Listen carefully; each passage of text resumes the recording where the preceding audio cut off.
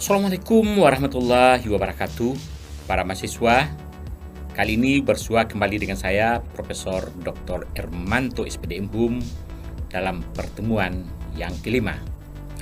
Pada pertemuan yang kelima ini, kita akan membahas dan membicarakan penyusunan draft artikel untuk jurnal atau draft artikel untuk proceeding. Para mahasiswa, ingat bahwa untuk pertemuan ini kita menyusun draft artikel.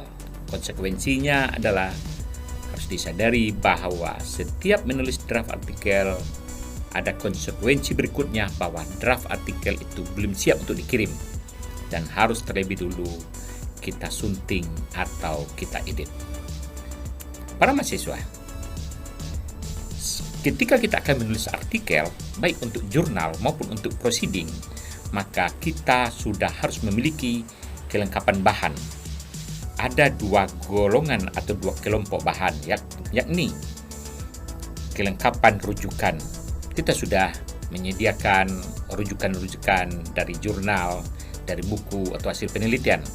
Terutama rujukan itu yang paling dominan tentulah artikel-artikel dari jurnal.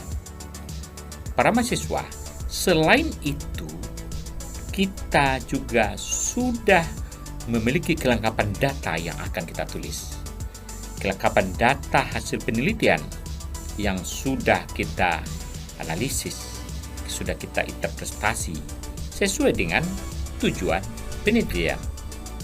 Artinya, kedua kelengkapan ini adalah bahan dasar yang harus kita miliki. Jadi, Anda ketika akan menulis draft artikel, rujukan-rujukan terutama dari artikel jurnal sudah kita kumpulkan. Artikel-artikel dari proceeding yang sudah dipublikasikan sudah kita kumpulkan. Rujukan dari buku sudah kita miliki. Rujukan dari hasil penelitian pun, laporan-laporan penelitian juga bisa kita jadikan sebagai rujukan.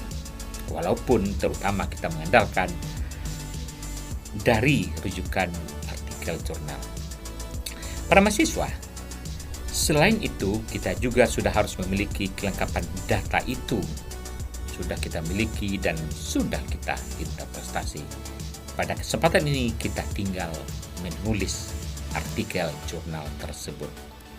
Para mahasiswa, ketika kita akan menulis draft artikel, kita harus sesuai dengan aturan jurnal. Jika artikel itu kita kirimkan untuk proceeding, kita harus draft artikel kita tulis sesuai dengan aturan panitia proceeding itu.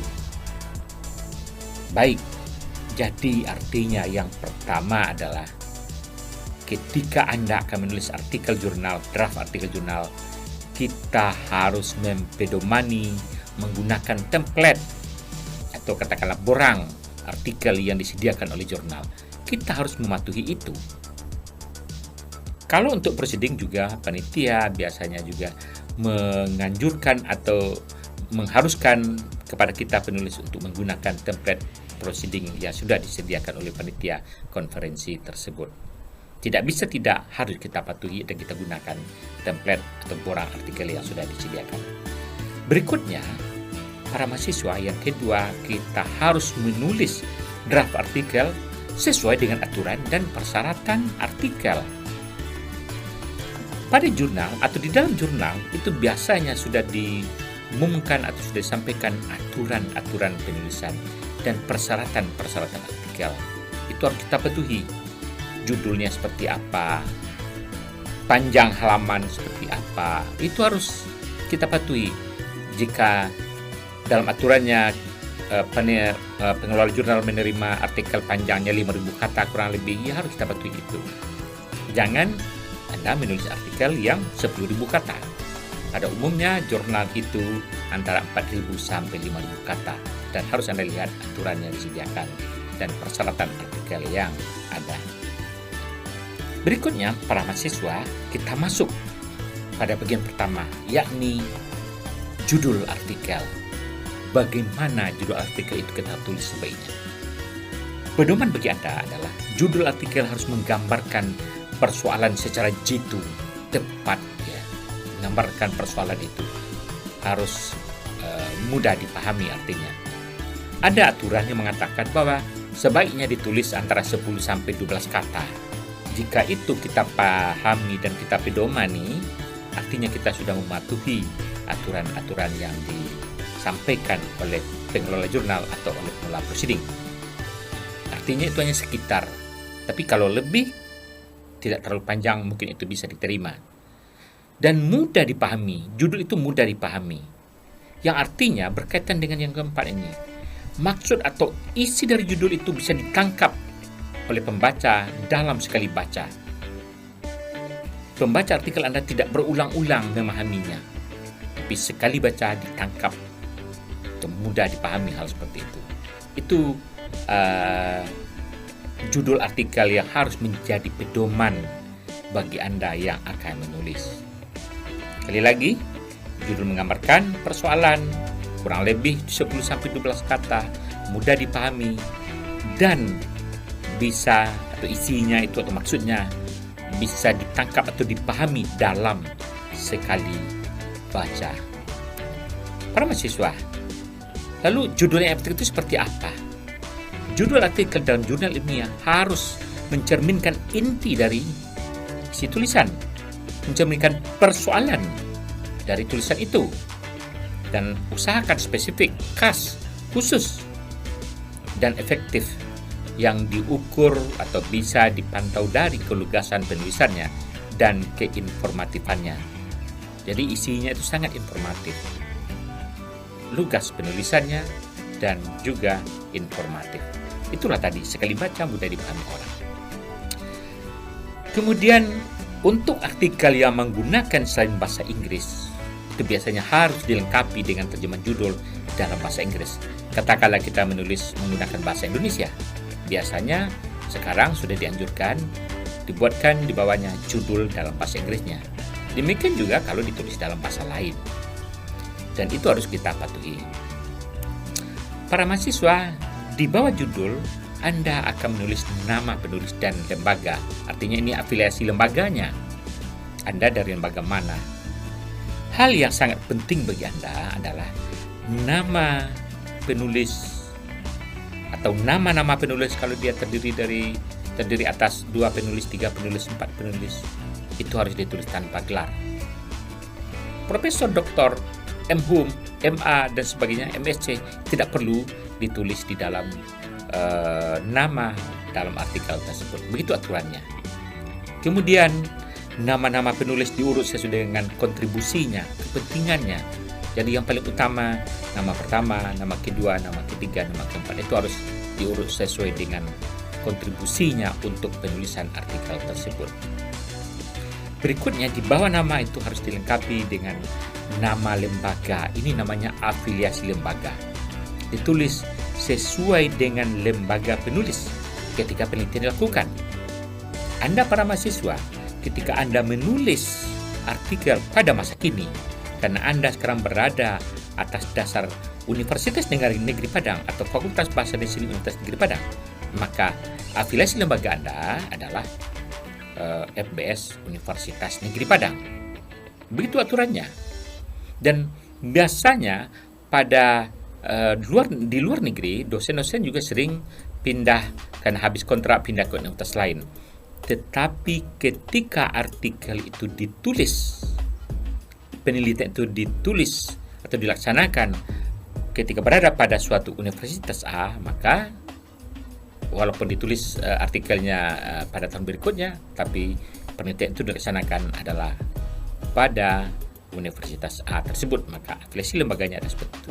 Demikian juga Anda, ketika artikel Anda diolah dari hasil penelitian S2 Anda ini, walaupun tahun depan Anda sudah wisuda, kemudian Anda menulis artikel berikutnya dari hasil penelitian itu, maka afiliasi lembaga Anda haruslah Universitas Negeri Padang atau FBS Universitas Negeri Padang.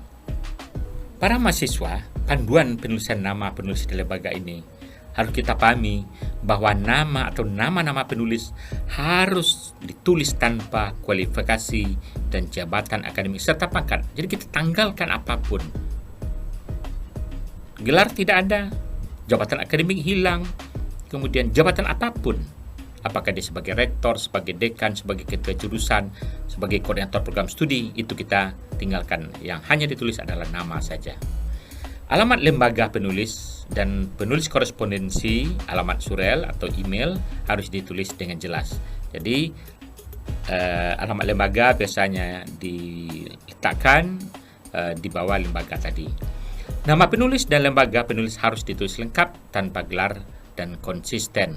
Jadi kalau ada terdiri dari beberapa penulis harus konsisten, dan itu harus dipahami dan diperbani seperti apa template atau borang artikel yang sudah disediakan oleh panitia atau oleh pengelola jurnal atau oleh panitia proceeding tadi, pengelola proceeding tadi. Penulisannya harus sesuai dengan aturan jurnal yang dituju. Artinya adalah jika pada jurnal itu nama lembaga misalnya harus menggunakan nama universitas saja, ya harus kita ikuti. Tapi jika pada jurnal itu harus menggunakan nama fakultas dan nama universitas, dan juga harus kita ikuti seperti itu. Baik, para mahasiswa, berikutnya setelah nama penulis dan nama lembaga tadi dan alamat itu, ada yang ketiga lagi di bawahnya adalah abstrak. Abstrak artikel jurnal atau juga proceeding biasanya juga seperti itu. Sedikitnya meliputi tujuan, ini untuk menggambarkan masalah dan tujuannya, kemudian metodenya, kemudian temuan pentingnya. Jadi setidaknya harus ada 3 itu di dalam artikel jurnal. Para mahasiswa, ada panduan untuk menulis abstrak ini. Artikel dalam jurnal harus membuat abstrak yang pada umumnya, atau yang umumnya hanya 1 paragraf. Jadi isi ketiganya tadi, masalah dan tujuan, kemudian metode, kemudian temuan tadi, itu ditulis dalam 1 paragraf saja. Bahkan ada yang menyampaikan atau jurnal itu meminta hanya dalam 200 kata atau 250 kata. Nah, itu harus kita patuhi juga. Abstrak ditulis dalam bahasa Inggris dan atau dalam bahasa Indonesia, atau yang keduanya, ada menggunakan bahasa Inggris dan atau juga menggunakan bahasa Inggris dan juga menggunakan bahasa Indonesia dalam masing-masing dalam 1 paragraf tadi. Harus dipahami juga, abstrak harus ringkas, harus jelas, utuh. Tentu tidak ada acuan pustaka, tidak ada gambar dan tidak ada tabel, dan lengkap menggambarkan esensi isi keseluruhan tulisan itu. Jadi ingat, ringkas, jelas dan utuh, tapi tidak ada acuan pustaka, tidak ada gambar dan tidak ada tabel. Namun harus lengkap menggambarkan esensi isi keseluruhan tulisan tadi. Jadi artinya ada masalah, tujuan, metode, dan temuan. Itu hanya isi abstrak. Para mahasiswa, berikutnya harus ada kata kunci. Kata kunci terdiri atas 3-5 kata. Kata kunci merupakan kata baku yang dipilih secara cermat supaya mampu mencerminkan konsep artikel tersebut. Jadi ini adalah konsep-konsep penting dalam bentuk 3 kata atau sampai 5 kata. Kata kunci berfungsi untuk mempermudah akses ke artikel yang bersangkutan oleh mesin pencari. Jadi nanti itulah kita gunakan kata kunci itu. Para mahasiswa, berikutnya ada bagian pendahuluan. Bagaimana menulis bagian pendahuluan ini? Bagian pendahuluan berisi tentang latar belakang penelitian, rumusan masalah, tujuan, dan teori yang digunakan. Pada bagian pendahuluan ini biasanya sebanyak-banyaknya adalah 35% dari panjang seluruh naskah. Artinya ini ditulis memang harus padat, jitu, dan menggambarkan persoalan, masalahnya, kenapa itu perlu diteliti, kemudian apa masalahnya, dan apa tujuan dan apa teori yang digunakan. Itu yang harus digunakan. Jadi harus jitu. Hanya 35%. Para mahasiswa, berikutnya untuk menulis menulis bagian pendahuluan ini adalah isi pendahuluan itu apa. Yang harus dituliskan pada bagian pendahuluan ini hanyalah kondisi ideal dalam bentuk yang lebih umum. Jadi apa sesungguhnya dari adalah variabel terikat dari sebuah penelitian. Kemudian rujukan ilmiah sangat diperlukan dalam upaya memperkuat deskripsi mengenai kondisi ilmiah itu. Jadi yang seharusnya apa dan apa rujukannya itu harus penting. Lalu juga harus diwujudkan setelah itu kesenjangannya antara realita dengan kondisi ideal yang dimaksudkan tadi. Pada bagian ini, lebih baik disampaikan data observasi dan pengalaman peneliti dalam bentuk deskripsi, tentu dengan data-data nyata. Kemudian, bagaimana gagasan untuk meminimalisasi kesenjangan ini? Tentulah dilengkapi dengan hasil penelitian sebelumnya, seperti apa orang melakukan sebelumnya, kemudian apa yang akan Anda lakukan berikutnya. Ini juga berkaitan dengan rujukan-rujukan artikel yang sebelumnya yang sudah ada. Para mahasiswa, pada akhir bagian pendahuluan ini juga dituliskan tujuan penelitian yang akan dibahas pada bagian hasil dan pembahasan nanti. Jadi artinya, pada akhir bagian pendahuluan ini ditutup dengan tujuan penelitian Anda. Berikutnya yang keenam adalah bagian metode. Jadi isi pada bagian pendahuluan tadi kurang lebih 35% ya. Dan pada bagian metode ini kalau kita tulis ya kurang lebih 10%. Bagian metode ditulis untuk membangun kredibilitas hasil penelitian sehingga harus memberikan informasi yang cukup tentang cara penelitian dilakukan, mendeskripsikan dan jika perlu mempertahankan desain eksperimental dan kemudian memberikan detail yang cukup sehingga peneliti dapat mengulangi eksperimen misalnya. Jadi metode ini harus bisa dipahami dan juga bisa digunakan oleh orang lain dan juga memungkinkan pembaca menilai kelayakan metode eksperimental dan dengan demikian juga kemungkinan validitas temuan. Jadi artinya ini secara umum menggambarkan bahwa metode itu jitu, bisa diulangi, bisa digunakan oleh orang lain. Dan juga bisa dinilai bahwa metode ini misalnya ya harus bisa dilihat validitas temuannya itu berdasarkan hasil metode yang Anda gambarkan ini. Para mahasiswa, panduan untuk menulis metode. Pada bagian ini akan menjelaskan atau Anda akan menjelaskan secara komprehensif bagaimana penelitian itu dilakukan. Menjelaskan prosedur yang Anda gunakan. Menjelaskan alat atau instrumen-instrumen atau bahan-bahan yang digunakan. Kemudian menjelaskan datanya dan pengukurannya. Itu harus ada dalam metode penelitian untuk artikel ini. Para mahasiswa, yang ketujuh adalah bagian hasil dan pembahasan. Pada sebagian jurnal atau di sebagian jurnal, bagian hasil terpisah dari bagian diskusi. Jadi ada yang menulis hasil dan ada dipisahkan dengan pembahasan. Dan itu penting dibedakan antara hasil dan pembahasan. Tetapi ada juga yang menggabungkan saja, terutama untuk penelitian-penelitian sosial. Bagian hasil harus menggambarkan hasil saja, sedangkan bagian pembahasan atau disebut juga bagian diskusi harus menempatkan hasil-hasil itu ke dalam konteks yang lebih luas dan pemaknaannya dan hubungannya dengan hasil-hasil penelitian sebelumnya. Para mahasiswa, panduan menulis bagian hasil dan pembahasan ini adalah laporkanlah hasil ditulis secara netral saat kita menemukannya. Jadi harus netral.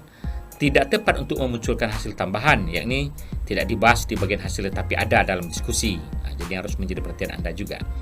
Semua hasil pertama-tama harus disajikan, diabstraksikan, dan kemudian dibahas atau didiskusikan.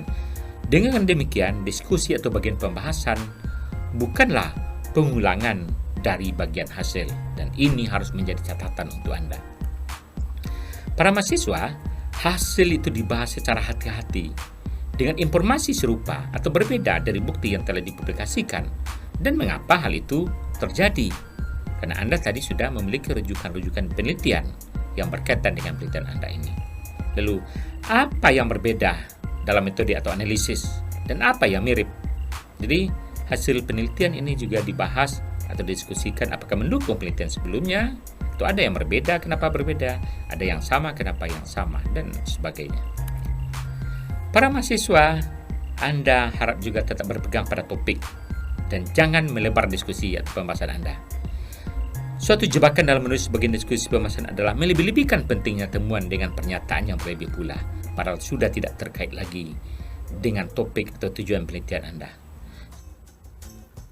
Para mahasiswa sebagai contoh tentu lebih baik untuk mengatakan temuan penelitian ini mendukung atau temuan ini menunjukkan daripada dikatakan temuan penelitian ini membuktikan bahwa atau ini berarti bahwa. Jadi ini terasa masih ada perasaan-perasaan kalimat-kalimat itu memiliki ada nilai rasa. Baik, para mahasiswa. Berikutnya, kita masuk pada bagian menulis simpulan. Ingat para mahasiswa, simpulan singkat dalam paragraf sebaiknya ia usahakan 3-5 kalimat saja. Simpulan bukan pernyataan ulang hasil, melainkan terdiri dari pernyataan final yang mencerminkan hasil dari keseluruhan makalah atau artikel Anda ini. Para mahasiswa, jangan sertakan pernyataan spekulatif atau materi tambahan dalam simpulan. Simpulan ditulis berdasarkan temuan. Simpulan dapat juga berisi pernyataan tentang kemungkinan dalam peluang penelitian di masa depan dapat diberikan pada bagian simpulan ini. Para mahasiswa, berikutnya tentu ada bagian rujukan atau biasa ditulis dengan daftar rujukan. Secara sederhana, kutipan adalah semua kalimat atau paragraf yang bukan berasal dari ide Anda dan Anda mengutip untuk menjelaskan mulai dari bagian pendahuluan sampai pada pembahasan tadi atau diskusi. Biasanya, seorang penulis atau pengarang mengambil tulisan orang lain untuk mendukung tulisannya. Itu adalah rujukan. Dan rujukan ini Anda tulis dan Anda sebutkan sumbernya. Dan nanti akhirnya juga harus ditulis di dalam daftar rujukan. Format penulisan sumber kutipan dan daftar rujukan adalah wajib sama. Jadi itu juga sudah biasanya diatur oleh pengelola jurnal dalam panduan tadi atau persyaratan tadi, termasuk juga oleh pengelola proceeding.